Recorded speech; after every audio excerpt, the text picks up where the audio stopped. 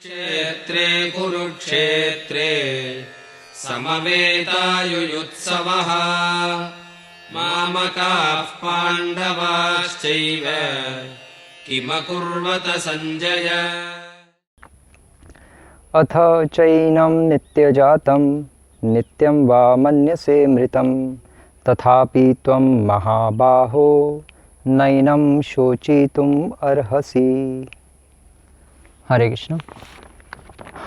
ये है 26वां श्लोक भगवद गीता का, और इस श्लोक में अब एक्चुअली भगवान अर्जुन को बता रहे हैं इस श्लोक के द्वारा कि अर्जुन, अब तक जो मैंने तुम्हें बताया था वो मैंने तुम्हें शास्त्रों के अकॉर्डिंग, वेदास के अकॉर्डिंग एक तुम्हें मैंने नॉलेज दी थी जो वेदों पर आधारित थी, और हो सकता है तुम्हें डाइजेस्ट ना हो रही हो, क्योंकि तुम कह रहे हो कि कैसे होगा, मेरे चाचे ताए गुरु सब मारे जाएंगे, मेरे भाई मारे जाएंगे, मुझे विरह तो होगा तब भी। भगवान कह रहे हैं ठीक है, तुम्हें अगर मेरी बातें नहीं समझ आ रही है, अगर स्क्रिप्चरल शास्त्रीय बातें समझ नहीं आ रही, तो अब मैं तुम्हें भौतिक दृष्टि से भी मैं तुम्हें बात समझाता हूँ। क्योंकि तुम हो सकता है सोच रहे हो कि यार आत्मा होती भी है नहीं होती, क्या पता ये मर जाए तो उसके बाद आत्मा भी मरी जाएगी। क्योंकि अर्जुन पहले एग्जांपल दे रहा था कि भगवान एक घर में अगर आग लग जाए तो उस घर में जो लोग रहते हैं वो भी तो मर जाते हैं, तो उसी तरह से अगर इस शरीर को कुछ होगा तो आत्मा भी तो मर जाएगी। अर्जुन का ये पीछे लॉजिक था जो विश्वनाथ चक्रवर्ती ठाकुर भी अपनी टीका में लिख रहे हैं। तो फिर इसलिए अब भगवान ये पॉइंट ला रहे हैं। भगवान कह रहे हैं कि ठीक है, तुम्हें अब मैंने स्क्रिप्चरल शास्त्र सम्मत बातें बताई हैं कि आत्मा कभी मरती नहीं है, शाश्वत है, कभी कटती नहीं है, कुछ नहीं हो सकता आत्मा का, शरीर के मरने पर भी कुछ नहीं होता।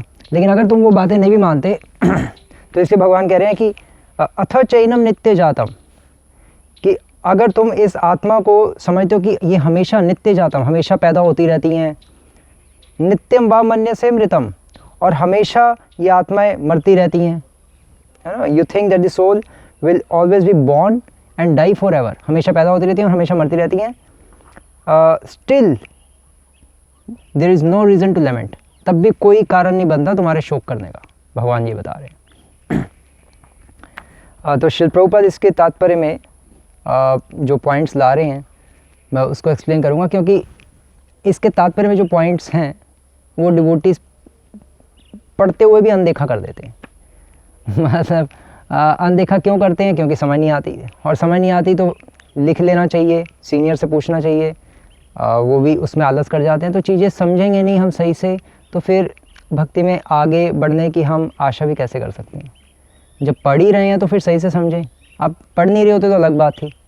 तो वो उस ऐसे भक्तों से तो फिर भगवान क्या आशा करेंगे, कि क्या कृपा देंगे भगवान, आगे बढ़ने में हेल्प क्या करेंगे। जब हम आलस कर जाते हैं, पढ़ते हुए भी उसको इग्नोर करते हैं, तो अच्छा नहीं हो। हमें लिख लेना चाहिए और सीनियर से पूछना चाहिए। एक सीनियर ना बताए तो दूसरे सीनियर से पूछो, दूसरे सीनियर ना बता पाए तो तीसरे सीनियर से पूछो। डिवोटीज होते इसलिए हैं।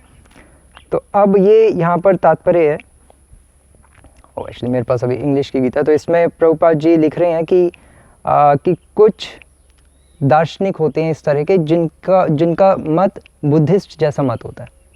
तो बुद्धिस्टों का कैसा मत होता है? बुद्धिस्टों के अकॉर्डिंग एक्चुअली ये जो दो प्रकार के प्रभुपाद जी यहाँ पर वर्णन कर रहे हैं कि दो प्रकार के फिलोसोफर्स, दार्शनिक थे भगवान के टाइम में ही, इसलिए भगवान इस श्लोक के द्वारा उनको काट रहे हैं, प्रभुपाद जी लिख रहे हैं। तो ये दार्शनिक थे, इनका नाम था लोकायतिकास और वैभाषिकास। तो लोकायतिकास तो हो गए चार वक्त सिद्धांत पालन करने वाले, कि जब तक जिंदा हो घी पियो, चोरी करो, डाका मारो, घूमो फिरो, ऐश करो, किसी चाहे कोई हर्ट हो ना हो, हमें क्या करना है, अपना आराम से रहो बस जब तक जिंदा हो। ये चार वक्त सिद्धांत है, ये लोकायतिका सिद्धांत है। और वैभाषिकास क्या है? वैभाषिकास बुद्धिस्ट सिद्धांत ही ऑलमोस्ट बुद्धिस्ट है।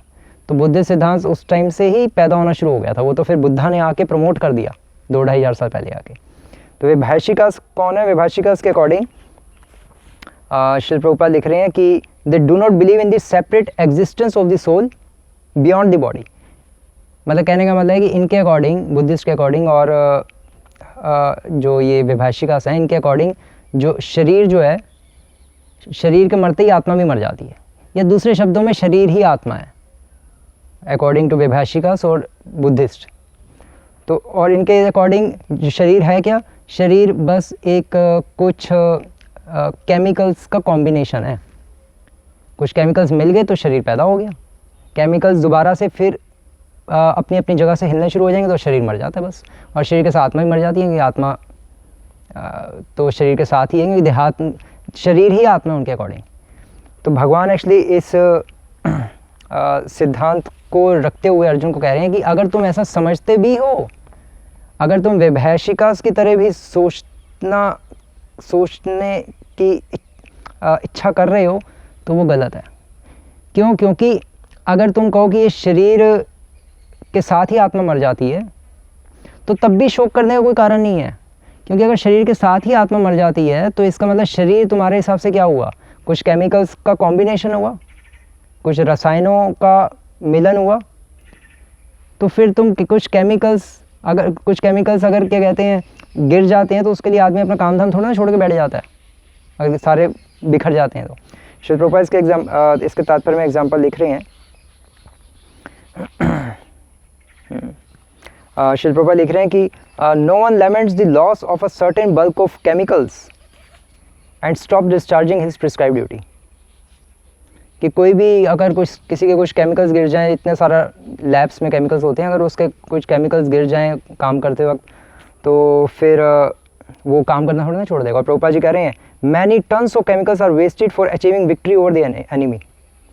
जो डिफेंस मिनिस्ट्री होती है जिसमें सारे अस्त्र शस्त्र बनते हैं, उसमें जब न्यूक्लियर वेपन्स और ये सारी चीज़ें क्या हैं, करोड़ों मतलब इतने महंगे महंगे केमिकल्स वेस्ट ही कर रहे हैं, तो उससे थोड़ा ना कोई उनको झटका लगता रहे मेरे केमिकल्स चले गए। तो अर्जुन को भगवान एक्चुअली ये समझाना चाह रहे हैं कि अगर तुम इसको केमिकल्स का कॉम्बिनेशन भी समझते हो आत्मा को, तब भी शोक करने की जरूरत नहीं। क्योंकि तुम किसके लिए शोक कर रहे हो, रॉबर्ट के लिए? वो भीष्म पितामह द्रोणाचार्य सब क्या है, ये केमिकल्स का कॉम्बिनेशन ही है ना। अगर तुम वो फिलॉसफी भी रखना चाहते हो तो केमिकल्स का कॉम्बिनेशन है, और वो केमिकल्स का कॉम्बिनेशन सारा ख़राब हो गया, केमिकल्स सारे ख़राब हो गए, बिखर गए, मर गए, बस ख़त्म। तो केमिकल्स से तुम अटैचमेंट क्यों कर रहे हो? तब भी शोक करने का कोई कारण नहीं है, क्योंकि तुम केमिकल से अटैचमेंट कर रहे हो। ये जड़ है, सब केमिकल्स का कॉम्बिनेशन है। शरीर मर गया, आत्मा ही मर गई, खत्म काम। अगर तुम वो सिद्धांत से ही समझना चाहते हो तो शरीर मर गया, आत्मा ही मर गई, तुम भी केमिकल्स का कॉम्बिनेशन हो। तो एक रॉबर्ट दूसरे रॉबर्ट से अटैचमेंट ही क्यों कर रहा है, मुझे समझ नहीं आ रही। भगवान ये अर्जुन को कह रहे हैं।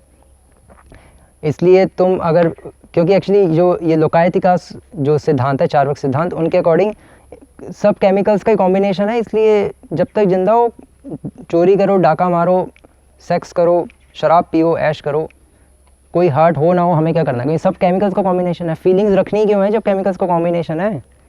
जब आत्मा है ही नहीं तो फिर फीलिंग्स क्यों रखनी? तो ये चार्वक सिद्धांत अर्जुन को एक्चुअली भगवान कहना चाह रहे हैं कि अगर तुम चार्वक सिद्धांत या बुद्धिज़्म सिद्धांत भी पालन कर रहे हो, तब भी शोक का कोई कारण नहीं है। ये इस श्लोक का तात्पर्य है।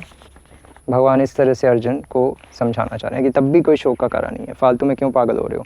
और फिर महाबाहो अर्जुन को भगवान इसलिए कह रहे हैं, श्रील प्रभुपाद इसके तात्पर्य के अंत में लिख रहे हैं कि अर्जुन तुम महाबाहो हो, मतलब तुम्हें जो मैं बता रहा हूँ चीज़ें, और जो तुम क्षत्रिय के नाते जो तुम्हारे धार्मिक सिद्धांत हैं और जो वैदिक सिद्धांत जो हैं, तुम उनको पालन करने में अभी भी टिके हुए हो।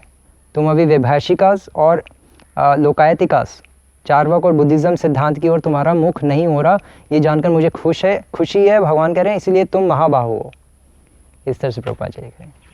हरे कृष्णा। श्रील प्रभुपाद की जय।